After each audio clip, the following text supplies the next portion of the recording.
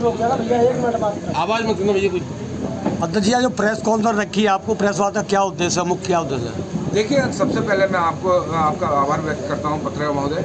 हम लोगों ने जो प्रेस वार्ता रखी है, आने वाले समय में जनपद फिरोजाबाद में एक महापंचायत करने वाले हैं, जिसके लिए हम लोग आज सभी लोग बैठे थे और आप लोगों को निमंत्रण किया था कि हम आप लोगों के द्वारा एक सूचना भी हो जाएगी और आप लोगों से मुलाकात।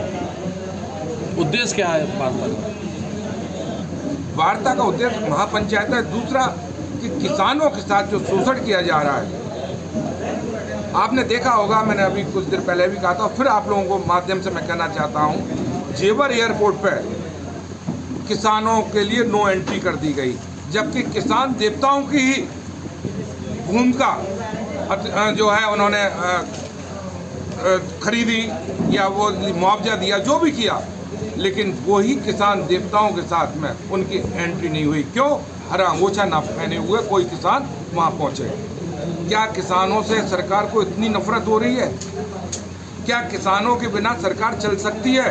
अगर इतनी ही सरकार को लगता है तो किसानों के लिए एक अलग से सरकार बनाना शुरू कर दें किसान देवता। क्या? दूसरा, आप लोगों को मालूम होगा, टिकैत जी, जो आदरणीय राकेश टिकैत जी हैं, उड़ीसा में एक जो है प्रदर्शन कर रहे थे, उनको गिरफ्तार किया गया था। मैं भारतीय हलदर किसान यूनियन के राष्ट्रीय अध्यक्ष होने के नाते मैं इसको जो है अन्यायपूर्ण मानता हूँ। लोकतांत्रिक देश में लोकतंत्र की हत्या है ये।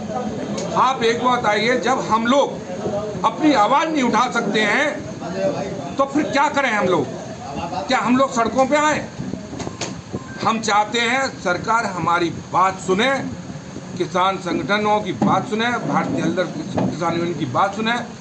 अगर सरकार वाकई ईमानदारी से किसानों के साथ काम करना चाहती है तो किसान आयोग का गठन करें और स्वामीनाथन की सिफारिशों को लागू करें। और एक और समस्या हो रही है, आप लोगों को बता दूं, स्मार्ट मीटर की। आप लोगों ने देखा होगा स्मार्ट मीटर कितनी तेजी से भागता है।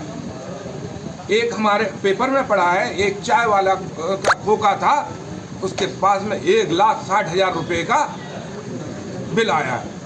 दूसरा, एक और दूसरी समस्या इसमें ये है, ना तो कोई अलर्ट करते, आपको बता रहा हूँ, बिना अलर्ट किए हुए और लाइट को काट दिया जाता है। जब आप डिजिटल जो है वो कर रहे हैं, स्मार्ट मीटर का लगा रहे हैं, तो आप जैसे आप लोगों के फ़ोन के रिचार्ज के लिए पहले से मैसेज आते हैं, ऐसे ही पहले से मैसेज आना शुरू हो जाए, जिससे कि लोगों की समस्या ना हो। और आपको एक और चीज़ बता रहा हूँ, लाइट तो काटते हैं, साथ में उसकी पेनल्टी भी लेते हैं। आपने बिना अलर्ट किए हुए, बिना मैसेज किए हुए हमारी लाइट भी काट दी और फिर दुगना पैसा भी ले रहे हैं। तो ये तो आप एक तरह से पूरा का पूरा शोषण कर रहे हैं आम जनता के साथ। अध्यक्ष जी, एक तरफ प्रदेश सरकार और केंद्र सरकार कहती है कि किसान अन्नदाता है, फिर आखिर ऐसा क्यों किसानों के साथ? देखिए, मैं आपको बता रहा हूँ, कोई भी पार्टी हो, जब विपक्ष में रहते हैं तो वो किसानों को अन्नदाता कहती है, जब सत्ता में आ जाते हैं उसी किसान देवता का वो शोषण करती है।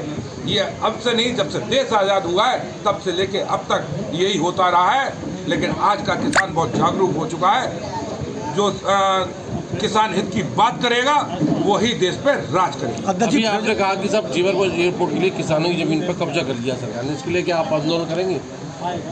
आने वाले समय में हम लोग जो तैयारी कर रहे हैं, जो किसानों के साथ अन्यायपूर्ण कार्य किया जा रहा है, उसके लिए हम लोग बहुत बड़ा आंदोलन करेंगे, चाहे लखनऊ करें चाहे दिल्ली करें। हम लोग किसी भी कीमत पर किसी भी शासन से डरने वालों में से नहीं। राष्ट्रीय अध्यक्ष जी, फिरोजाबाद में आगमन हुआ है आपका। फिरोजाबाद की अगर बात करें तो कोटा पर चंदौरा के भी 28 गांव ऐसे हैं जो से वहाँ जो थोड़ा सा गंदगी चला दी जाती है, वहाँ के रहना दूसरा हुआ किसानों का, उस कत्ता घर बना है, उसके बारे में कई बार आंदोलन किया, आखिर वो हटा क्यों नहीं? देखिए, मैं बताऊँ पत्रकार साहब, अभी अभी हमारे पंडित जी ने संज्ञान में दिया है कि वहाँ 28 गाँव के लोगों को परेशानी हो रही है, वहाँ का वातावरण दूषित हो रहा है। जो गत्ता है, पॉलीथीन वगैरह है, जो उड़ उड़ के खेतों में जा रही है और लोगों को, जबकि बताया जा रहा है, मुझे अभी पूर्ण जानकारी नहीं है, लेकिन बताया ये गया है कि वो आबादी क्षेत्र में आता है।